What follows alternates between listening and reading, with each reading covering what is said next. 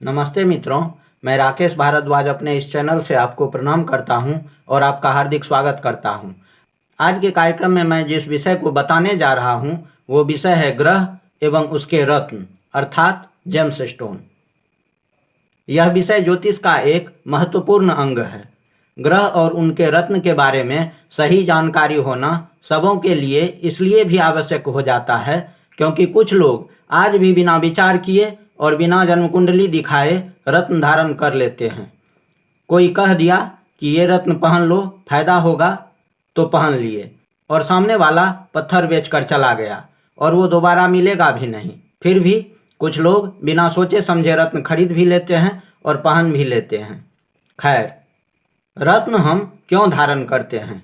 रत्न हम इसलिए धारण करते हैं क्योंकि जो ग्रह हमारे लग्न कुंडली में योग कारक है और हमें अच्छा परिणाम या श्रेष्ठ प्रभाव देने वाले हैं, लेकिन अंशबल से कमजोर पड़ रहे हैं, तो हम उस ग्रह का रत्न धारण करके उस ग्रह को रत्न के द्वारा बल देकर उस ग्रह से सकारात्मक और श्रेष्ठ प्रभाव लेते हैं। किसी भी रत्न को धारण करने से पहले हमें इन बातों का विचार अवश्य कर लेना चाहिए। रत्न हमेशा अपने लग्न कुंडली के आधार पर ही धारण करना चाहिए। कभी भी गलती से भी कोई रत्न अपने नाम राशि या चंद्र राशि के अनुसार धारण नहीं करना चाहिए। जन्म कुंडली में जो ग्रह लग्न का स्वामी अर्थात लग्नेश हो, लग्नेश के मित्र ग्रह हो, लग्न कुंडली में योग कारक हो, राजयोग प्रदायक हो, किसी भी प्रकार के दोष अर्थात दुर्योग में ना हो और जन्म कुंडली में अच्छे स्थिति में हो, तो ही उस ग्रह का रत्न धारण करना चाहिए। अगर कोई ग्रह जन्म कुंडली में उच्च का हो अर्थात अपने उच्च राशि में बैठे हों, तो उस ग्रह का रत्न धारण किया जा सकता है। अगर लग्न कुंडली में कोई ग्रह लग्नेश के शत्रु ग्रह हों, जन्म कुंडली में अकारक या मारक हों या किसी भी प्रकार के दोष में हों, तो उस ग्रह का रत्न कभी भी धारण नहीं करना चाहिए। एक बात ध्यान से समझ लीजिए, लग्न कुंडली से जब हम किसी योगकारक ग्रह का रत्न धारण करते हैं तो वह ग्रह हमें कई क्षेत्रों में श्रेष्ठ प्रभाव देने लगते हैं, जैसे स्वास्थ्य, शिक्षा, धन, तरक्की और भी कई क्षेत्रों में सकारात्मक परिणाम देने लगते हैं।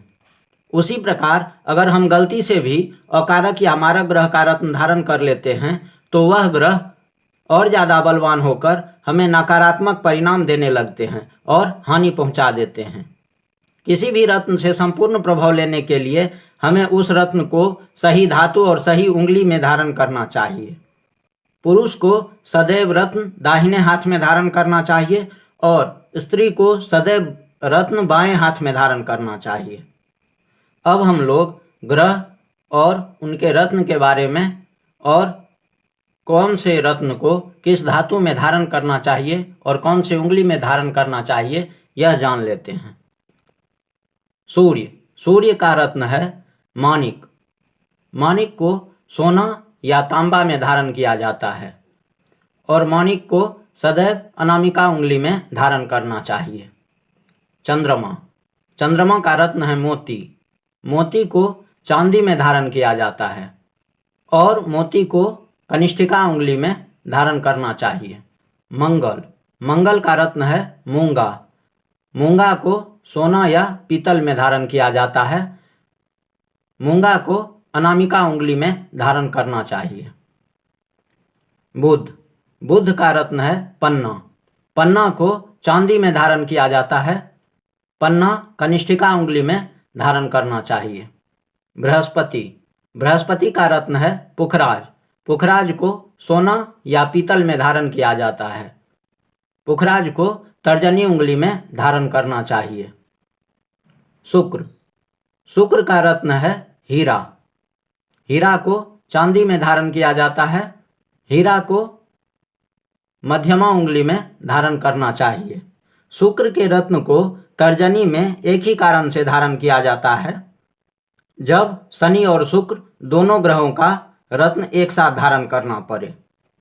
शनि का रत्न है नीलम। नीलम को चांदी में धारण करना चाहिए।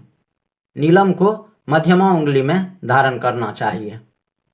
राहु का रत्न है गोमेद। गोमेद को चांदी में धारण किया जाता है। गोमेद को मध्यमा उंगली में धारण करना चाहिए। केतु, केतु का रत्न है कैट्स-आय। कैट्स-आय को चांदी में धारण किया जाता है। कैट्स-आय को कनिष्ठिका उंगली में धारण करना चाहिए। अगले कार्यक्रम में हम रत्नों के उपरत्न के बारे में चर्चा करेंगे। तो अब आज आपसे आज्ञा चाहता हूँ। प्रणाम।